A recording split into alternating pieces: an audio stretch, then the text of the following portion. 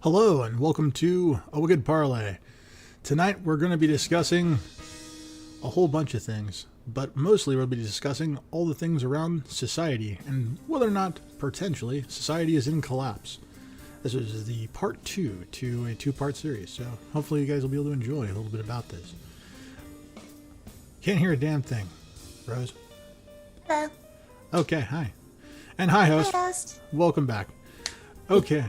When talking about society in the past, we kind of decided that it was kind of important to talk about it from the perspective of positivity. Looking at it from a more, I would say less neutral and more looking at like the pros. This one's going to be more looking at the negatives. It's going to be looking at more some of the things that I think are kind of more true. And so hopefully that's not going to be too much of an issue for people because it's kind of a bummer. But you know what? At the very end, maybe there'll be a chance to redeem things. So, so let's jump into it. Do you have anything to say about that? I'm not looking forward to this episode, but it's necessary, so let's go. What? Nothing. Yeah, and host, yes, Earl Grey and honey is actually pretty good. It is delicious. It's one of my favorite drinks. Alright, so, you ready? I am ready. So let's go ahead and throw up some definitions so that way people understand kind of where we're coming from and what we're exactly talking about. So, Yeah. Want to throw up the first one? Yep. All right. So This is a repeat. Yes, it is a repeat. Prosperous. Having success, usually by making a lot of money. Yeah. The one we used last week was marked by success or economic well-being, enjoying vigorous and healthy growth. Yeah.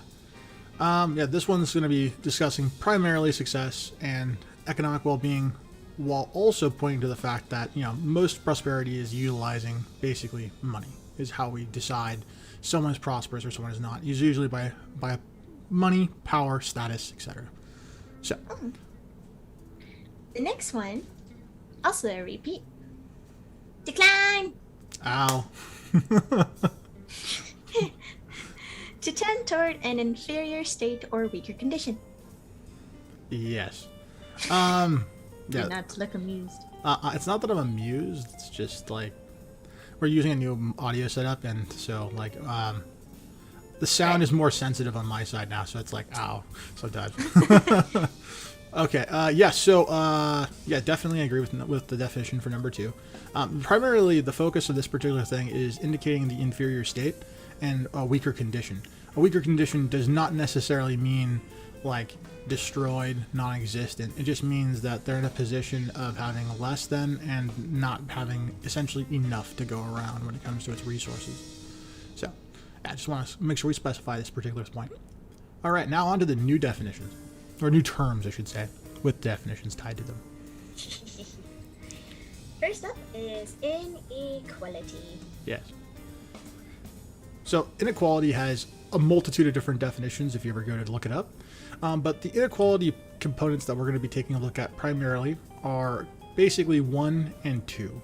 Now, it could be argued that you could use 3 to describe some of the mathematical terms that might get mentioned in this particular episode, particularly discussing elements of the economy. However, for simplicity's sake, I think that it's probably better to just indicate things like social disparity, things like having, a lack of evenness. So, pointing to the fact that, like, say, 99% of the world's wealth is held by 1% of the world's population, I think is an easier way to wrap your head around these particular issues. So that's what we're going with definition-wise. So, okay, moving on to the next question, next definition. Yeah. Discrimination. Discrimination. Another one of these hard ones. Now, discrimination kind of falls into a multitude of categories, and this one's really long, especially definition-wise. So I think it's important to understand the difference between discrimination against a group and discrimination against an individual. These two things are incredibly confusing to many because they kind of sound like they're probably the same thing, but it's the implication of how they're used that determines the difference between these two different types of the definition. So for our purposes today, we're going to be using the formal version of discrimination, which is the ability to recognize the difference between things that are of good quality and those that are not. This is the larger one. Mostly it's going to be kind of pointed at and discussing some of the elements that are surrounding countries and large groups of people. The other definition that we'll be using is the one that's going to be focused on more like specifics, and that is prejudice, prejudicial outlooks, actions, or treatment. Typically surrounding like racial discrimination, things along those lines. So those are the 2 points that we'll be using today, discussing those particular points. So, okay, moving on to the next term. Inflation. Ugh. Yeah, inflation is we're just going to use the basic version of this. Now, I don't think this is correct. Like what we have here. Oh, number 2. There we go. So, a continuing rise in general price level, usually attributed to an increase in the volume of money and credit related to available goods and services. Inflation is going to be something that's incredibly important to our talking point today because of the current inflation level in the United States. And it is one of the things in which we can point to because most of the people who watch this channel, if not all of them, live in the United States. And so this is something that impacts us all. Okay, I believe that's it for the definitions Yes, terms. it is. Okay. For now. All right. So, let's... That was a wonderful sign to start off with. I know, right? That's just, it's not good. And do you want to go ahead and throw up, the gameplay footage so we can have, that playing? Yeah. Okay, cool. Because I know some people like to watch that while we have these discussions. Time to go boom boom. Yeah, time to go boom. Anyways, where do you want to begin? So, first thing is first. In what ways is society affecting the Earth, and how does this affect society in return? All right. Well, society affects the Earth in a variety of ways. I mean, we transform the landscape, we divert waterways, we affect the climate by the types of chemicals that we put out. We disturb hunting habitats and fishing, ecosystems by dumping toxic waste, overfishing populations of various species, we, for the most part, don't really have any good policies that actually prevent any of these things from going too far, as we've seen with what's going on with the current climate crisis. And so these things all point towards disasters, multitude. And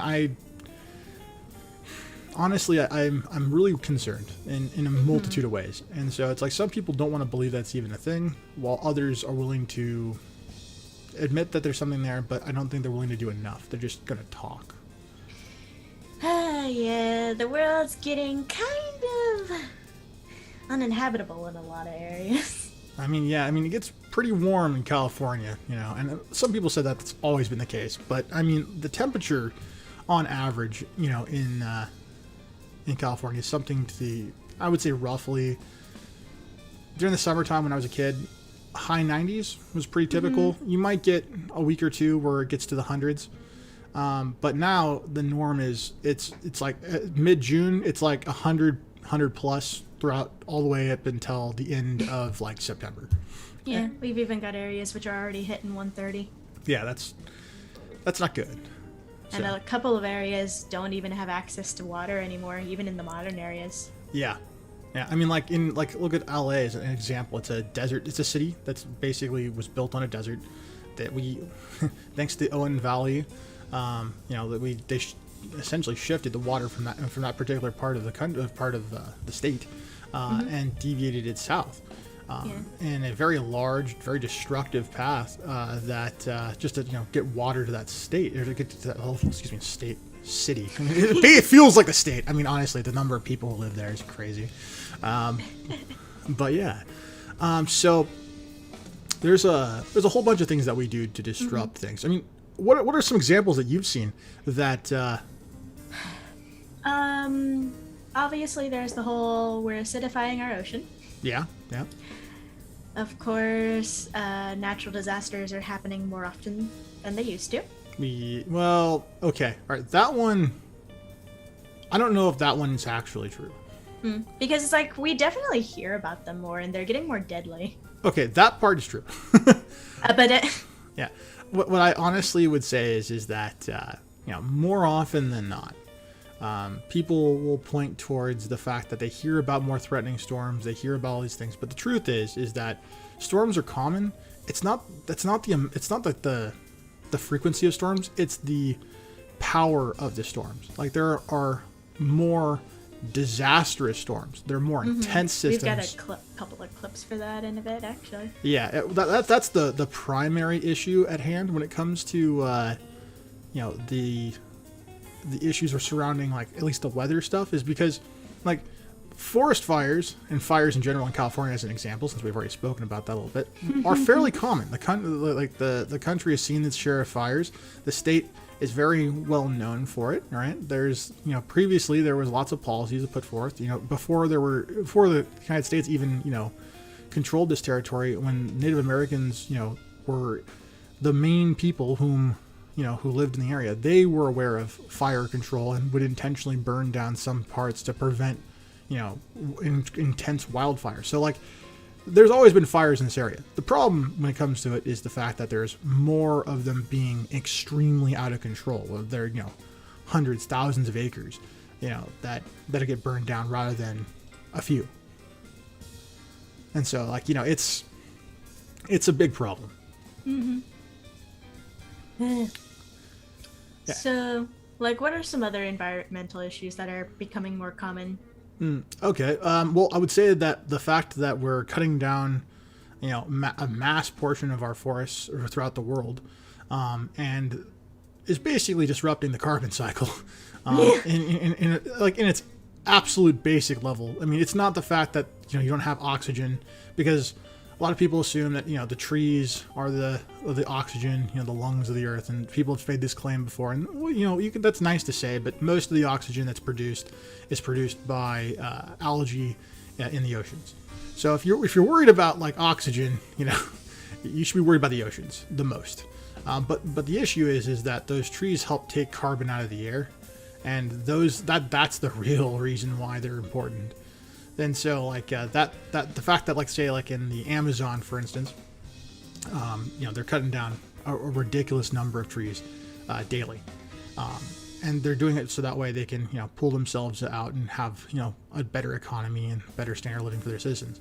But some parts of the world are really crucial to doing a very specific task for the rest of the world, and so the notion that every land everywhere is basically equal is just kind of ridiculous.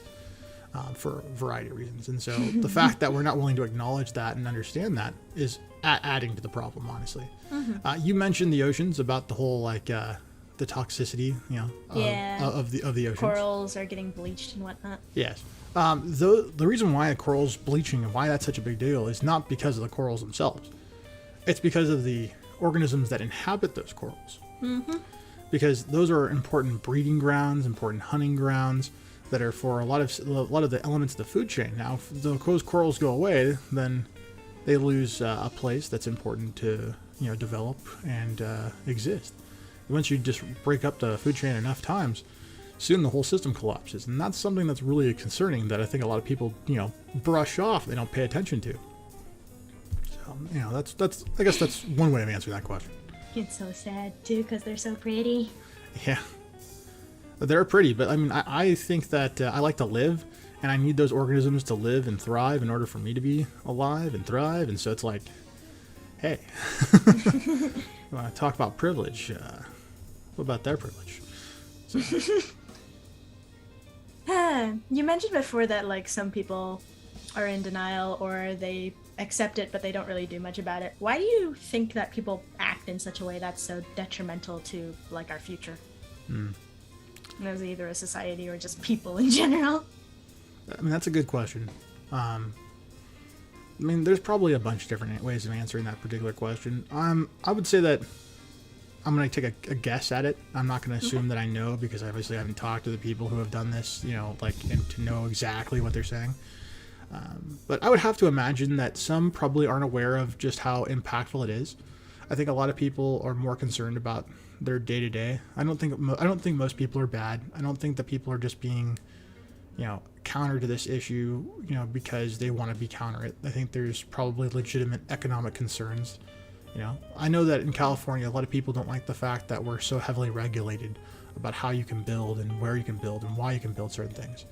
But those regulations are there so that way you don't build something that could interfere with the environment in a negative way at some point in the future. It's important that the environment remains somewhat stable and predictable, because if you build a house, let's say in a fire zone, for instance, you might build a house and then 5 years later your house burns down because a wildfire comes through it. Bye. Exactly. So, I would say that that's one reason. I think it could be just ignorance. It could be, and I don't mean ignorance in like a negative way. I mean by just simply being lack of awareness. I think is probably the one of the main things, and I think that environmental and economic reasons are probably the primary ones next to ignorance. That would be the reason why someone would go against it. I think in rare cases, I don't think it's like all, but I think in rare cases there are probably people who are politically driven to push the narrative of whatever party they support, and if their party supports a narrative that is indicative of someone not succeeding, or someone who's basically counter to the environment in some way, then that's the narrative they'll push. So, I mean, it's entirely possible that that's the case. What about you? Do you think that there's other reasons that maybe I didn't mention? Not off the top of my head right now, no. Okay. That sentence from Host makes me sad. California's on fire. Will forever be on fire. Eh. Yeah, it's not great. All the way, Host, since you're talking in the chat, is the voice that you're hearing like okay? Is it too loud or too echoey or anything? We'll figure it out in about 15 seconds. Yeah, in 15 seconds or so. Yeah. All right. So while we're waiting on that, we might as well. Moving away from the environment, let's get to talking about people. Okay, let's talk about people. All right. What can be said? I don't like this question, even though Okay. it's Just important. get through it. Yeah, pretty much. So, what can be said about the way that people in society treat each other nowadays? Like, what can you say as to whether it points to society being in decline or not? Okay. Well, I think that's kind of a mixed bag when it comes to that particular question, because it's really trying to discuss multiple things. It's not really going to describe one thing. It's describing several. Yep. So the first thing I would say to break into it is that, the fact that today, I would say that racism is currently being addressed in a way that is likely to have meaningful consequences for the future. I've heard people say that racism is dead because I'm not a racist and nobody I know is a racist anymore. And it's like, that's not really true. Like, the fact that you can make that claim points to the fact that there is some element of racism that is there. Audio's fine. Okay, cool. When it comes to that particular notion, I think that it's flawed for a multitude of reasons. It's flawed because first, you have the fact that when a person is racist or a person is not racist, typically speaking, the actions that they do, the things they say, the reasons they say, what they say, are all going to be independently important for different reasons for what their intentions are. Because at the end of the day, someone could say something terribly racist, but their intentions could not be racist, but yet, is that action considered racist, or is that action not considered racist? Is it racist to use a racist term but not mean it? So it kind of muddies the reasons for why. And so that right there is one thing that I would kind of point to say that society is probably moving in a direction that is kind of good. So look at, like, I know we're not supposed to be talking about the good thing in this particular episode, but like, it is a good thing. Because at the end of the day, we're making big strides. The problem is that we're making big strides for people who have been treated and discriminated against for years and years and years and years. All right? The problem with that is that we're swinging the pendulum too far in the other direction. You can see that from the way in which men are treated in society in comparison to women.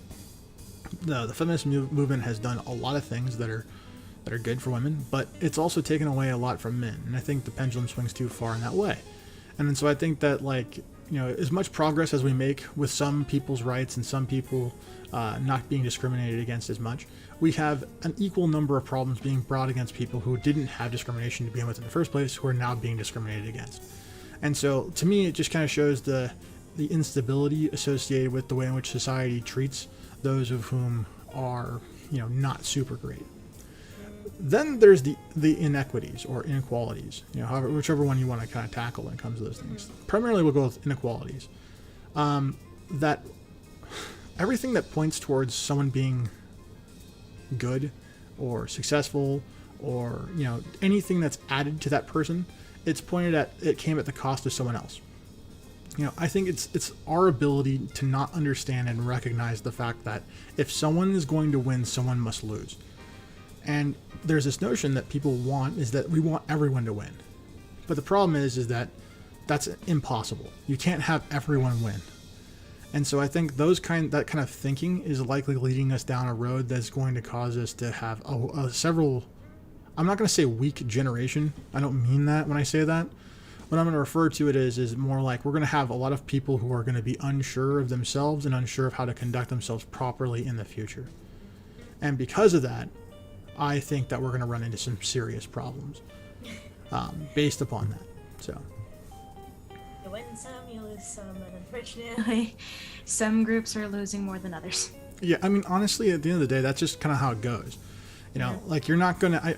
That's one thing that kind of bugs me about some people, you know, like, Oh, yeah? yeah, I mean, like, I'm so sick and tired of people putting out, like, this idea of, you know, if you just do these things, you're going to be happy, you're going to be successful, you're going to do great, this is going to be good for you, yada, yada, yada, yada, yada, right? Mm-hmm. The problem with all those things is that they feel good to say, you know, and they might even feel good to the person hearing it. And they're like, oh, good, I'm finally being recognized, I'm being heard, I'm being seen. You know, I'm experiencing good things. These are all good things. The problem is that really what's going on? Like, is that really what actually happens, or is it just something actually true, or is it just words? Exactly. Yeah. I mean, like, how do you discern whether or not one is just words and one is actual action? My thought is that one of the biggest things that points to our society being in decline today is the fact that we are so willing to use words, but we're so very rarely ever use actual action. You know, I mean, Reminds me of the comparison or the question, would you rather have a painful truth or a pretty lie? I mean, I'm definitely under the opinion I'd like a painful truth. Mm-hmm. Because at the end of the day, a pretty lie is just awful. I mean, honestly. I mean, it has no good consequence. Like, there's nothing particularly helpful or useful in any real way when it comes to that. It's just,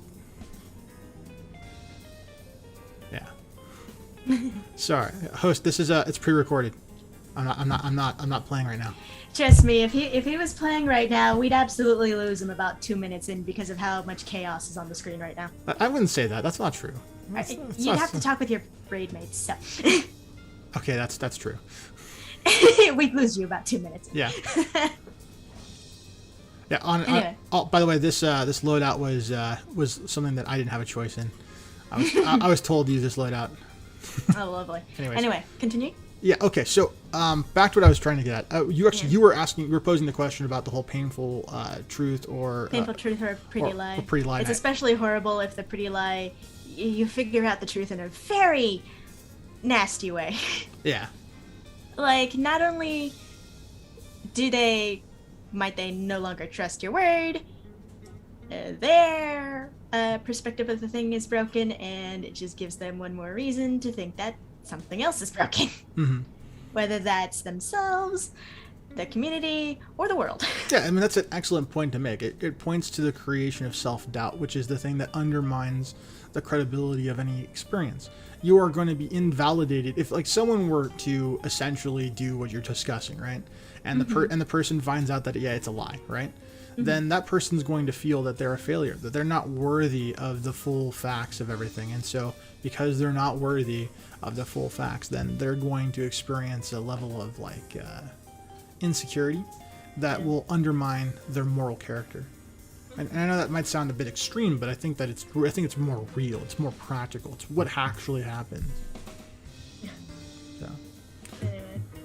Okay. We mentioned before, just a couple minutes ago, that you think the pendulum is swinging too far in one direction versus, trying to get toward the middle. Yeah. So, what are some of the issues that are becoming more common because of these divides between groups of different ethnicities, gender, age, whatever other identifiers people want to throw at them? Okay. Well, you think about how a society functions, right? Like when a society is doing well and being prosperous, right? Every group, for the most part, that takes place in that particular society is adding something to their overall group as a collective. They kind of have a role. You can imagine like the gears in a clock, right? They all have a specific spot to play. There's a specific job they fulfill, and they do their thing in fairly good, harmony. And the thing about that is that it's idealistic. It's not really true because obviously, like we've discussed before, no one's perfect, and there are going to be problems in every system. Mm-hmm. So the issue at hand is that when you have like all these things built up, you get told a lie, and the lie serves a purpose, and that purpose, I think, after kind of observing things overall, is to divide people. I think more often than not, you're going to have a situation where multiple people are just being pitted against each other because they understand that if we undermine this person's message and we undermine what this person is trying to do, then at the end of the day, we will succeed in ultimately ignoring them because they will not have the ability to actually say anything meaningful to another group. And so you undermine their authority, you undermine what they're trying to achieve, what they're trying to do. And I think that that's kind of one of the main goals of current, people in power, is that if we feud if we can pit people who are, let's say, in opposition to certain rights, privileges, ethnicities, etc., right, against another group who is trying to fight for those particular rights, privileges, etc., then these two groups are going to be fighting one another, and now because they're fighting one another, they're no longer paying attention on the real issues, and so we don't have to actually address them. And by constantly pitting these two different groups against one another, you're going to create a sequence where you can get away with more or less anything. Throwing people under the bus, in this case, entire groups. Yeah, I mean, think of it like this. I know I don't want to go down this road too far, okay? Okay. but hear me out. Okay. I'm not a Trump supporter, okay? I don't like Trump in any way, shape, or form. But the reason why Trump was able to be elected was because enough people didn't like Hillary Clinton. And even though there are people who were Democrats, they were like, I would rather not vote or vote for the other guy than vote for Hillary because we don't like her. And that right there just goes to show, like, how shitty, like, some people can be in order to just get around the overall problem. And so, if you're willing to just undermine your own particular resolve just to get at a specific issue, or you're willing to undermine your authority, then what's the exact purpose for what you're doing? Like, why? Why do all these things? And to me, I think, it's simply it boils down to power. That's what I really believe. That's one way to take it. That's one take on it. Just looking at host's current comment. Yeah, sounds like flat earthers versus everyone else. Yeah. I mean, fuck evidence, like in the case of flat earthers, they're like, we're going to ignore obvious things about the universe. We're going to ignore obvious features of things. We're going to ignore the fact that, in a vacuum, anything coalesces into a sphere, not a disc. Anyways, yeah, so. It honestly just sounds like a lot of people who want them to win personally and kind of screw everybody else. Yeah, I think that's exactly what's really going on when it comes to most of the things. I think that, like, they have their own individual agendas, and I think the best way to get those agendas accomplished is if the lowest number of people are aware of them, And so how do you get someone to not be aware of something? Well, you force them to confront something that is counter to what they believe or what they want. And if they're angry enough, if they're focused on it enough, then they're not going to care about whatever else you have going on. So you can slip things in. I mean, have you ever like seen like a bill, like like get an example, right? Like there was the last stimulus bill, right? Yeah. That last stimulus bill had, I think it was like random shit on there that didn't make any sense at all. It was like trying to think exactly what was the craziest thing that I saw in there. Like there was a whole bunch of things. There was like like things being paid for, like for instance, like there's military aid. It's like, what does that have to do with the stimulus package? Yeah, it's like, what does that have to do with that? And like a whole bunch of other things. Like there was like border control policies that were just slipped in. On, yeah, hoping to get past because everybody's focused on that one main talking point. Nobody's looking at the fine print. Exactly. They were just literally throwing things at it, and so that way they could try and get things, good. Like I guess it was trying to appease both sides of the aisle, so that way they could get the bill passed because there was so much opposition to the actual thing. And to me personally, I think that third stimulus I was actually kind of against myself, just because every one of those stimulus packages essentially didn't really do much other than help a very needy family, like it for 1 month or even less in some cases. It wasn't enough money to actually help them in a way that would have been meaningful. So why increase our debt to give everyone a small amount of money that ultimately they're going to end up having to pay back through taxes later? It doesn't make sense. It's not a good way of spending money. So, yeah. I mean, there's a bunch of things that could be said about this particular topic, though. But I'm not sure how far you want to go down it. We could discuss, the differences between gender, the differences between ethnicity, the differences between age. I feel like each of those would take its own little section. I mean, it could. I think I want to just say a little bit about each one of those before we move on, though. Okay. That way we can make sure we tackle all these things. Brief overview, then. Okay. Steady. Okay. Okay. So when it comes to gender, I'll start there.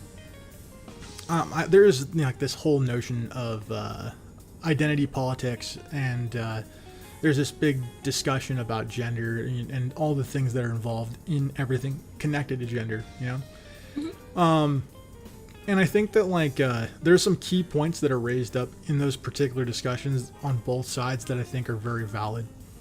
And in future episodes, we may even decide to discuss this issue in more in depth. But I think the main thing is that people aren't trying to find common ground to try and solve these issues. They're just attacking the ideology of the individuals that are presenting information. And because they're not actually trying to solve the problem, all they're really doing is pushing the problem further down the road. And because that's the situation that is unfolding, we're likely not going to see any major progress in that anytime soon. And to me, this is one of the highlights, right, of the whole reason why I think society is in decline. Because we see a growing number of individuals do things that are self-serving, do things that are, I'm going to do this because this makes me feel good. I'm going to do this because I think it's right. I'm going to do this because I know it's the only thing that's going to work. I know, I am, focusing entirely on the individual. But when it comes time for these individuals to act in a way that is not self-serving, when it's time to be, work as a group, these people are nowhere to be found. These people are the people who are, trying to essentially not make waves, to save themselves. And they don't take actual action to be able to do anything about these things. And I think that's kind of what I'll leave it when it comes to gender. Mm-hmm. When it comes to age is another one that the people I don't think they take the time to wrap their head around all these things. Because the biggest issue associated with age is that what happens to the young who need to get jobs who can't? What happens to the elderly that can no longer work these jobs? How do they maintain their level of living? Is it right for someone who's worked 40, 50 years of their life to have to live in abject poverty because they no longer have a job that can pay for their middle class standards of living? I think that's kind of crazy. And 401ks are not a good plan for retirement, and they were never designed to be that way. And so, I mean, even the guy who designed the 401k, who found the 401k loophole in the taxes, right? Even said, hey, this is just supposed to be a tool used for people who are trying to retire. This is not supposed to be a retirement plan. Yeah. And so, I would definitely, tell people that are looking at trying to do these things to understand what they're trying to get into and hear the people who are older and understand that everyone is going to get to every point in life for the most part. The average person is going to live, at least until their 60s or 70s, right? And so everyone's likely at some point in their life going to deal with every single one of these problems, unless they're like ultra rich or they just are terribly unfortunate and they never get to be prosperous. And in any of those eventualities, all the people who are going to be in those particular positions, for the most part, are going to need some sort of assistance, some sort of help, and some sort of understanding. So it benefits us today to figure out the problems of tomorrow, so that way we do not have to suffer through the issues of tomorrow like the people of today.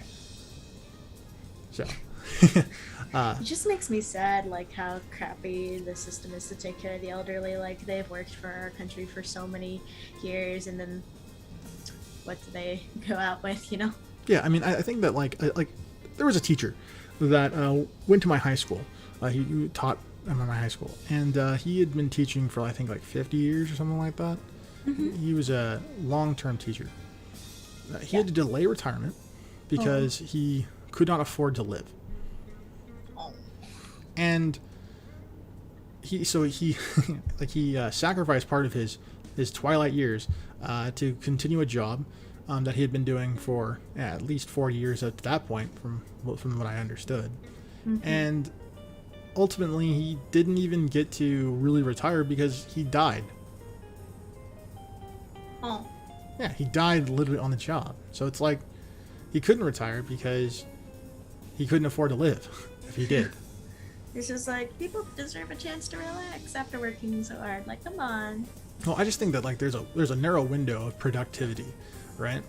You're not going to be productive at every single thing you do equally for the rest of your life. Your hands are going to get arthritis someday, so you may not be able to type as fast. Body gets more shaky, energy goes down. Yeah, you're not going to be as physically able as you were. I think every 10 years you see kind of like a tick down, starting about 20. 20 is your high point. You get to 30, it's a tick down. From what I understand, people who are 40 say it's a tick down. And if you want to keep it, it requires quite an amount of work. Well, I don't think it's a quite amount of work. I think it requires a level of status and wealth and prosperity that's not afforded to the average citizen. I mean, you have to have like your diet just locked in. You have to have a workout regimen that is, akin to something similar to what a Olympic athlete would do. It's like, I mean, maybe it's not the full level. Maybe it's like the Olympic athletes work out on their light day, but like that's still like that's something of note. And when it comes to the amount of money that it takes to get a gym membership, when it comes to getting the nutrition that you need and any supplements you may require, it's just like you come across a bill, it's gonna be like $600. Like a month. It's like you're gonna spend $600 a month on your fitness and well-being. Well, I think it's a good investment, because that sounds like a car payment. Yeah, it kind of is. It's a good investment for yourself, but I think that at the end of the day, it's for the people who are not going to have as much funds, quite the problem, if you ask me. Yeah. So, okay, yeah, I'm gonna leave it at that when it comes to those particular things. Sure. So, do we want to move on to this one? Sure. Since you've kind of already. Well, no, let's cover the other one. Okay. So, you mentioned before, like, certain movements that are doing more harm than good because they're focusing on something or pitting people against each other rather than solving things. Yeah. So, like, what current movements are happening that might be worsening things rather than helping to solve them? Well, I would say that most of the things that I've seen written about all right, I'm gonna say something that's gonna be kind of like bad, but like understand that I mean this not in a negative way or detracting way, but like in an overall message of positivity, right? So there's the Black Lives Matter movement, right? BLM. Mm-hmm. And when it comes to this particular movement, what I've seen from what they have done is they have essentially, made the statement that that there's racial discrimination, there are crimes that are committed, there are inequalities that essentially are problems in society. That black men and women are not getting the right treatment. They're not being treated fairly, and I would say that claims, those statements are 100% factual. Like, there's no doubt in my mind whatsoever that there is discrimination. There is a whole bunch of things that are done that are not good, and that movement speaks to and assists and helps individuals, right? But I think they come off with a tone that they are in the same league, same level, same point of urgency as something that might be akin of the civil rights movement of the 1960s. And that particular thing, I think, is not fair to say, because I think it's a completely different cup of tea. It's far more bigotry, far more problems. There is systemic racism today. That's undeniable. All right. If you look at the way in which society is developed, the way in which I would say generational wealth has been propagated and existing, it definitely showcases the fact that there is a huge problem when it comes to those sorts of things in our society today. Where and how you own a home, what businesses you have, and everything like that. And progress has been made, but you can make the claim that there's still areas to be improved, and I wouldn't deny that. But what I think the problem is that when they make the claim that Black Lives Matter, and when someone says all lives matter, they're suddenly attacked. Now, if a person is saying something like all lives matter, and they're saying it because they think that they're going to undermine this particular movement, right, by saying this, and oh my God, how dare they? It kind of comes off petty, if you ask me. Like, it kind of comes off as, oh, we're clearly Black Lives Matter, and that's the only lives that should matter. So, yeah. And to me, it's like, okay, well, yes, there's the injustices. Yes, there's these problems, but at the same time, a person shouldn't have to worry about losing their job for saying all lives matter. Now, a person shouldn't have to worry about, being thought of as a bad person because they think every single person and every single person's life matters equally and should be treated fairly and rightfully so. I think that type of thought is the type of thought that I share. I don't think that, anyone's life is more valuable than another, because I think that every single person's life is valuable, and I think every single person has something to add to society. They have a perspective in life, lived experience that is helpful. I mean, America is a melting pot. All right. Everybody can do something for somebody else. Yeah, I mean, you're not going to have, frankly speaking, I don't even really give a shit about a person's color of skin. I don't care about their cultural background all that much. For me, it's more like, are you a good person? Do you do good things? Are you a person that's adding something to society? Are you making it a better place? Great. Are you helping, or are you making it worse? Exactly. Yeah. If you're helping, you're doing something good, then I care about you. I want you to succeed. I want to help you, no matter what you do.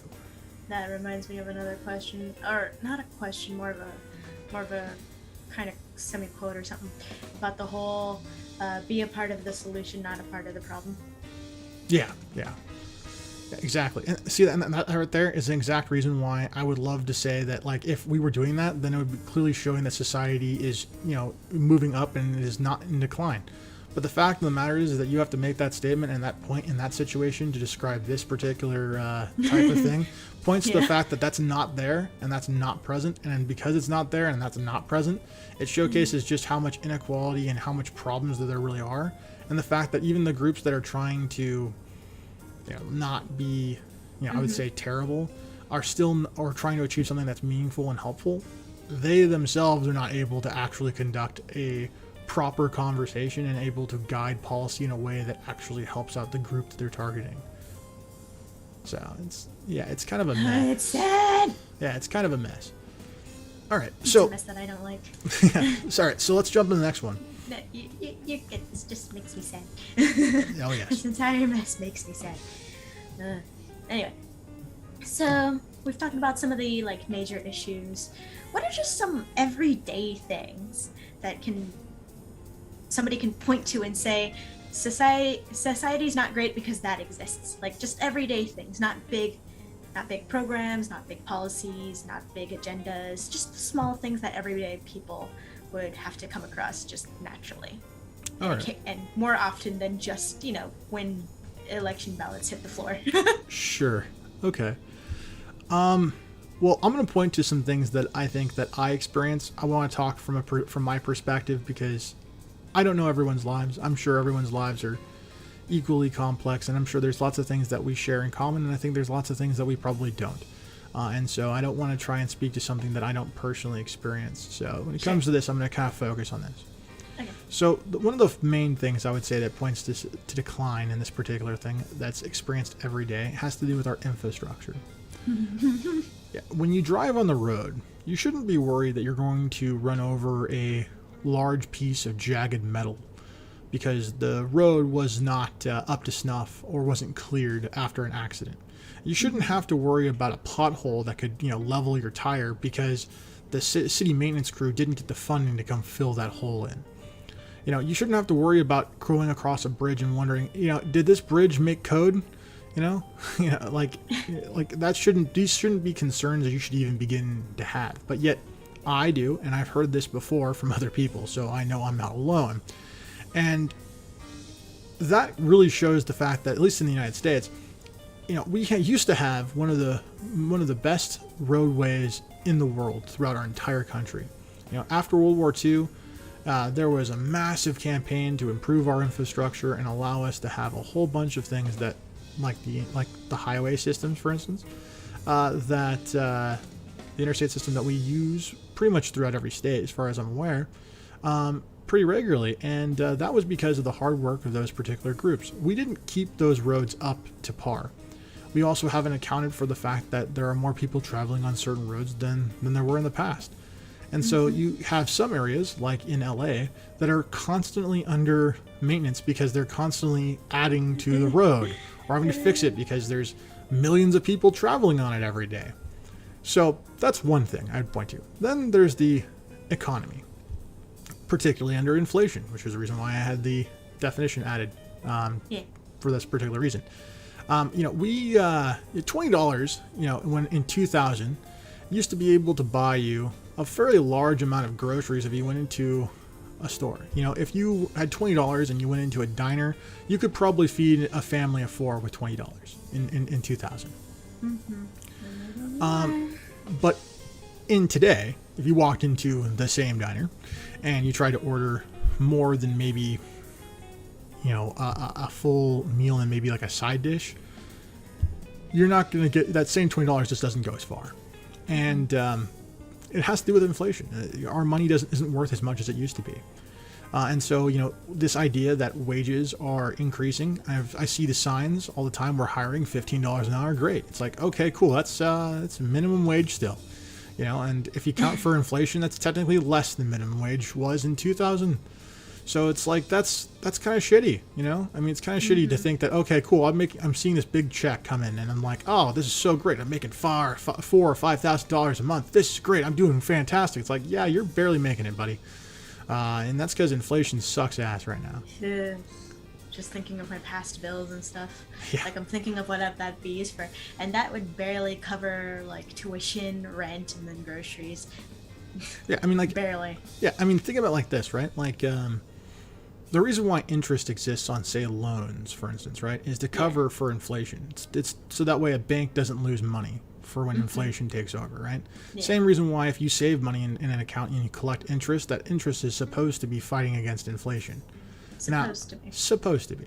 Now, sometimes you get a good interest rate and maybe you make a little money beyond the inflation cap. But at the end of the day, most of the time, that money is depreciating. and that's because of how much inflation goes up every single year. So that's just something to kind of point to. Now, I could go into this more, but because of time, we're not going to. Yeah. The last thing about this particular thing that comes to everyday stuff is that it has to do with discrimination. It has to do with the fact that, like, let's say you're an Asian American, right?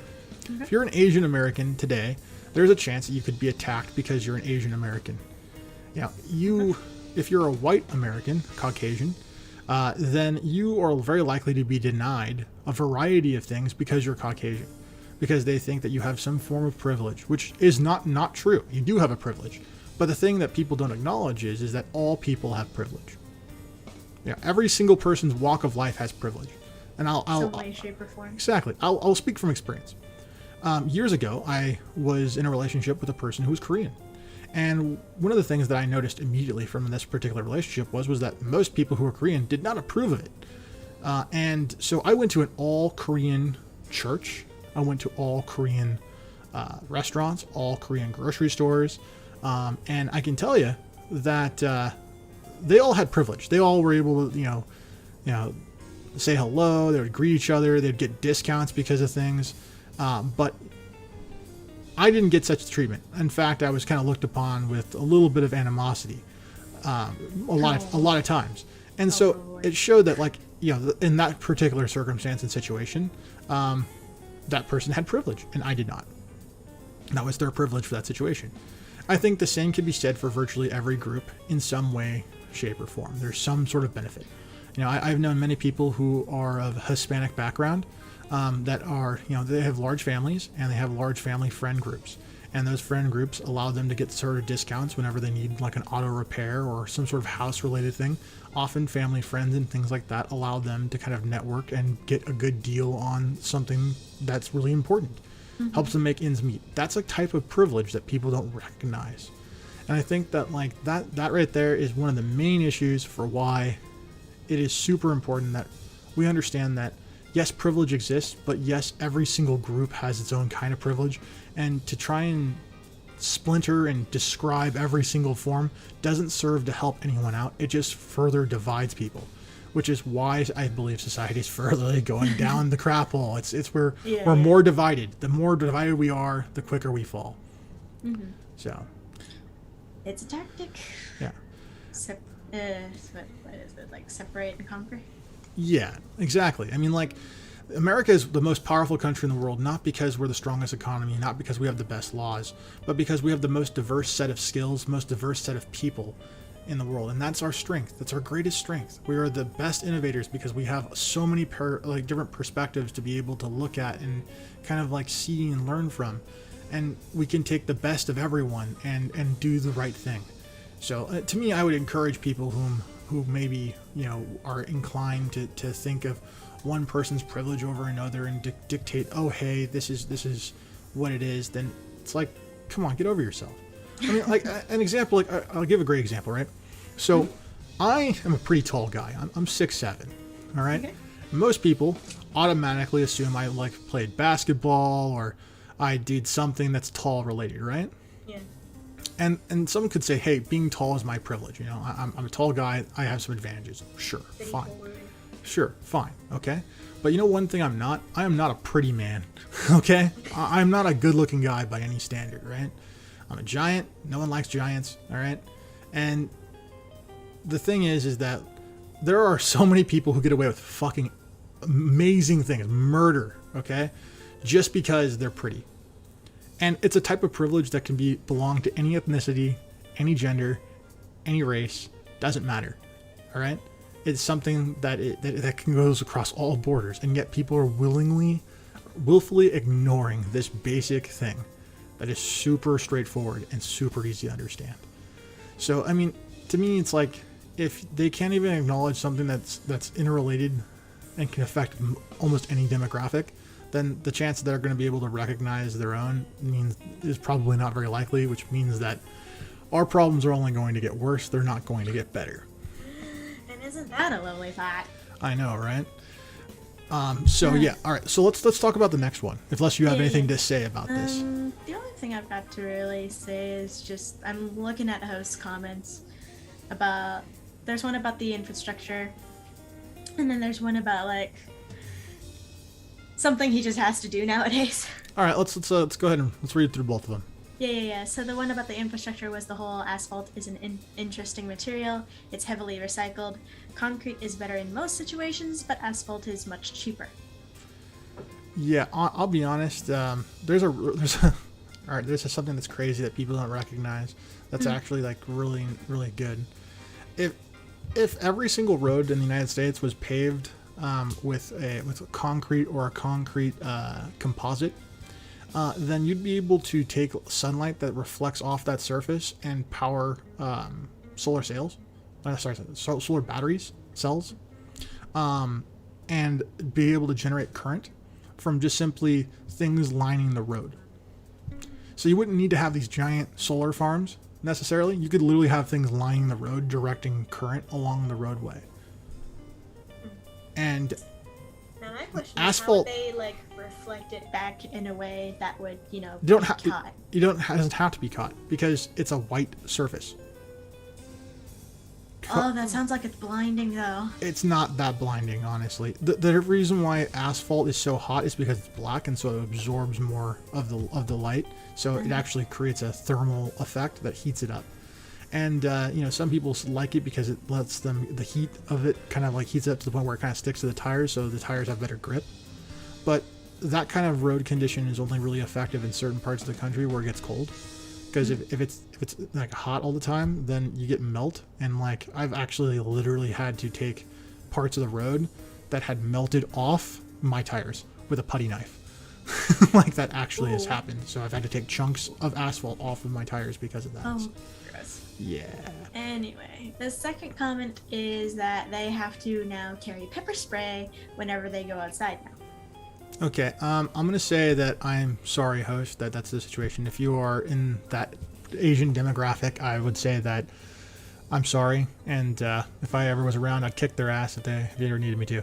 You got me in your corner, This sounds like a moment of deja vu.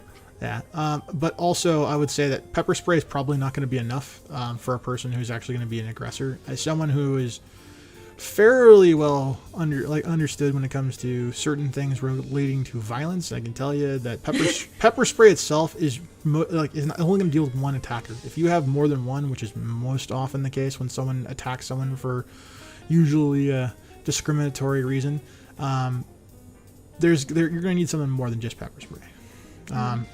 So my recommendation, honestly, is to get some brass knuckles and learn how to throw a punch. Anyway. Sorry. I don't condone violence, but I would also say it's a good idea to say protect yourself. Anyway, so what's the next question we got? So, what policies from the government or those in power have led to a decline in society, whether from the past or in the present? All government policies have led to that does not help me. A decline. I'm sorry, well, it's true. I mean, like the problem here's the issue, right? What exactly? Let's for a second. Let's just define what is a policy that's put forth by the government. What exactly is a policy? Let's go nationwide, I suppose. Okay, so either way, a policy is just basically like a plan. All right, it can be legislation, it can be laws, it can be anything that has an intended purpose, that has an objective to be had. Right? Okay, so every single one of these particular things usually is trying to undermine something. All right. I know that sounds kind of strange, but if you think about it for a second, what does free speech give you?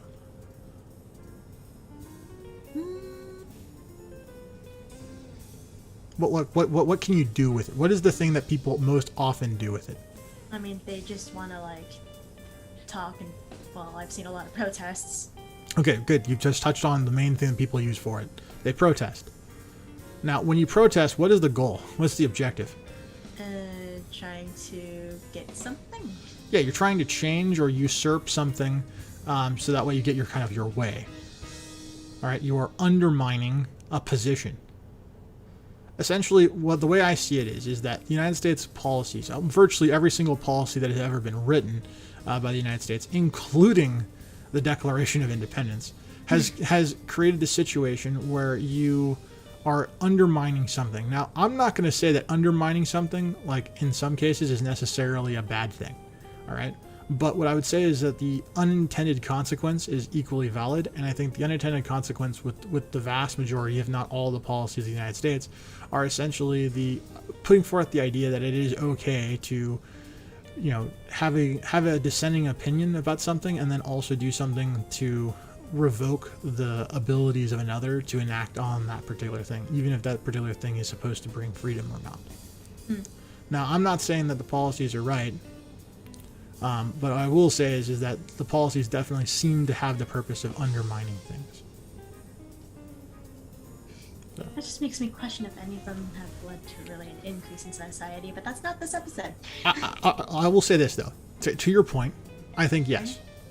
I think you can point to the Emancipation Proclamation as, essentially, I would say, leading one of the fundamental steps to freedom for African American citizens. We'll say that was key, and I think most of the legislation that was put forth during the civil rights movement of the 1960s also was massive at being able to give people the opportunity to be free and do things right. And even though it usurped and undermined other policies to get those particular things, I think that those things were a net good, because I think that every person should have the ability to be free and should be able to have a voice and have equal say. And I don't think that anyone is better than anyone else.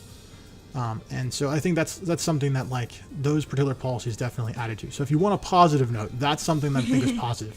But I still don't think that it doesn't also open the door towards a whole bunch of things that are potential negatives. So silver lining where I'm gonna get depressed. Anyway. Okay, silver lining. Okay. I don't like it, but okay. Okay. All right, and so let's go on to the next one. Okay. It's already like. I know what time it is. 10. I know what time it is. When the video footage ends, we'll wrap it up. Okay.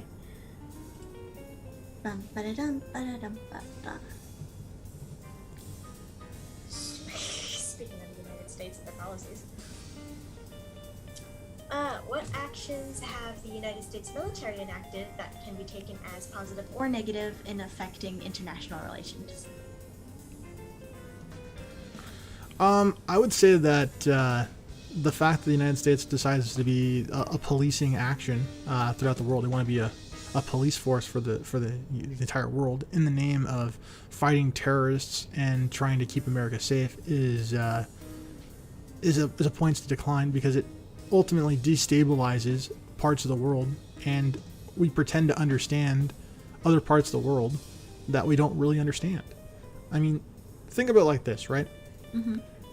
If you go to another part of the world, not only do you have to speak the language, you have to interact with the people, and you have to understand the culture that they live in, right? In order to assess the values of that culture, to determine whether or not something is good or something is bad. Most people whom go to other parts of the world for not vacation, but for a military action, are not even educated in the language. So how do you create those circumstances where you're able to succeed? Like, how does that happen? My point would be is that it probably doesn't. It probably doesn't. And I think that very, very, very rarely. Yeah, and so I think that the situation. And I say probably doesn't. I mean probably doesn't on average. I'm not saying that there are not exceptions. Okay, not saying that at all. What I am saying is that I think that there's plenty of circumstances and situations where somebody basically doesn't know anything about the situation or the culture, makes a mistake, and then that turns something into an even bigger conflict, and then it kind of runs away. And depending upon how bad it is, determines to what degree everything else falls. But it usually starts with one person being ignorant of another, and then them doing something stupid, and that stupid action causing someone else to lose their life or whatever. So yeah, I mean, like that's probably what I would say more often than not is the situation. When it comes to the United States, I think that we just get into everyone's business without understanding the why of it all. We decide, hey, we're going to do this because we think it's the right course of action. We think it's right. This is the best possible answer and situation for this particular set of circumstances. And I think that type of thinking is probably just wrong across the board. So. Yeah. Too much crap getting It's cracked up in the world. I know, right? I mean, like, just look at Afghanistan. I mean, like, like I know that happened recently. You know, people are calling it like Vietnam. It's not. I want to point that it's not. It wasn't. We did not get defeated. We did not get overwhelmed. We just were basically ready to transition power, and the people of Afghanistan decided to not transition power the way that they had promised and the way they had discussed, and so it had fallen to the Taliban. And to be fair, I don't know that much about the Taliban. I mean, they get a bad rap by virtually all forms of media, but to me, I'm not so sure I can trust all forms of media, so I don't know the validity to that necessarily, and I'm not willing to condemn an entire group of people because of something I don't know. Another trying to pit people against each other. I think there's a strong possibility that that's indeed the case. I'm not going to say for sure that's exactly what the case was, but I'd say that there was a good chance that it was the case. So, all right. So let's wrap it up. Let's wrap it up with the last thing. Mm-hmm. What do you believe could be done to even begin solving any of these issues? I think open communication is probably one of the most important things that we don't do. I don't think that there's an actual transparent thing of, okay, we're going to do this, this, and this for this reason. Instead, it's, we're doing this. Why we're doing this? Trust us. Okay, what's the goal? Well, you'll see when we're done. It's like, what? Like, that's not very helpful. You know, that doesn't clear anything up. You know, there are people who went to Afghanistan, you know, when the war first began, and then they had their sons meet them in Afghanistan. So it's like, is that a policy that shows, okay, clearly we understood exactly why we were here and what we're doing? No. Even the people who voted for going to go to that war didn't understand why they were there. It's like, we got attacked by people who were coming out of a completely different country altogether. I'm not going to point out all the things because that's a whole nother thing. But yeah. I think clear communication, transparent, like, this is what's going on, this is how we're going to do it, is critical. I think that the ability to have everyone communicate and work together is probably really important. And I think that that's kind of the thing that is not going on in the world. I think that we have the illusion that world leaders are communicating and talking and being together, but I think that that's just an illusion. It's not actually what's going on. So, yeah. Oh, what a wonderful picture for the slideshow to show. I know, right? It's a fire tornado. California. Ow. We have a lot of work to do when it comes to solving any of these. Yeah, this is the reason why I say society is in decline, because you can point to maybe a handful of things that point towards progress, right? But there are an endless stream of things that you could point to that are indications of it being in decline. And that is one of the primary problems that's going on in the world today, is the fact that we're in denial. We're in complete denial. We don't want to accept that there are problems, and we're not willing to even do anything to take the steps to fix them. And so, to me, I think we're going to only further down this road until we maybe reach a point where we can't turn back, and then maybe it's a restart. So, you know, I hope that's not the case. Hopefully. Oof. And maybe I'm going to be completely wrong, but only time will tell. Next time, we're going to be discussing a much more fun topic. We're going to be discussing therapy. So if you guys want to see a therapy episode, stay tuned. Wednesday at 9 p.m. PST. And I hope that you guys have a great rest of your evening. Catch us tomorrow for Twitch. Yeah, and if you're feeling particularly curious, I think we're going to be doing another playthrough of is it Halo Reach? Yeah, Halo. We're doing the campaign unless people want us to switch. Yeah, and in case you don't want, then I guess we're playing Yu-Gi-Oh. I'm not sure what it was. I'm not sure. Yeah, we'll find out. Yeah. And so check us out there. And if you're wanting to check out any new content or see some of the stuff that we've done on Twitch in the past, because they only keep 2 weeks worth, we've been putting our Twitch stuff onto Patreon. So we've been attempting. Yes, attempting. So please, if you want to support us, definitely join Patreon. And if you want to have a conversation with us, talk to us on TikTok or on Twitter. Or email. Or email, even email. We will definitely get back to you. So hopefully you guys all have a good evening, and I'll see you guys all in the next one. Later, everybody.